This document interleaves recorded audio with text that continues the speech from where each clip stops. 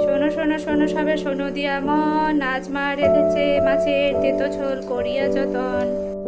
150 গ্রামের মতন মৌরলাকে ভালোভাবে ধুয়ে বেছে নিয়ে নুন আর হলুদ মাখিয়ে ম্যারিনেট করে রেখেছি।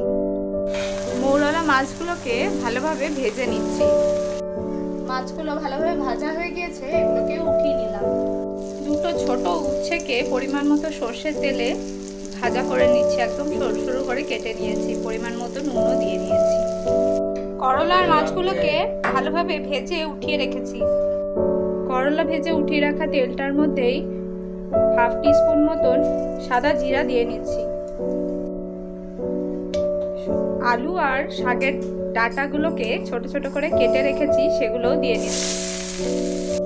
ডাঁটা আর আলুটাকে ভালো করে ভাজা করে নেব, পরিমাণ মতো নুনও দিয়ে নিচ্ছি।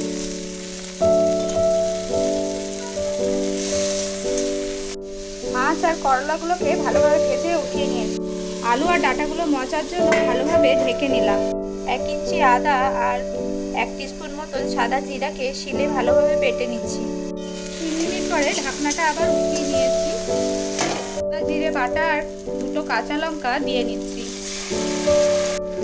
হাফ টিস্পুন মতন হলুদ গুঁড়ো দিলাম। মশলাটাকে ভালোভাবে কষিয়ে নেব।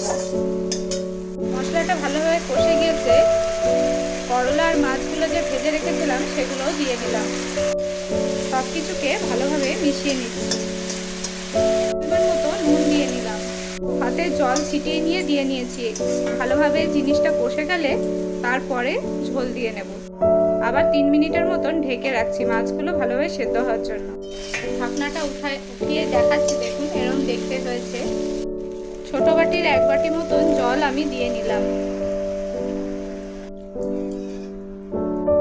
মাছের ঝোলটা ভালোভাবে ফুটে যাওয়া অবধি অপেক্ষা করব।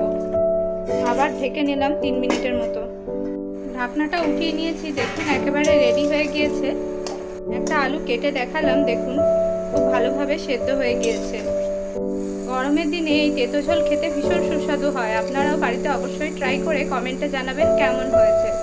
তেতো ঝোল একেবারে রেডি করে নিয়েছি, নামিয়ে নিয়েছি।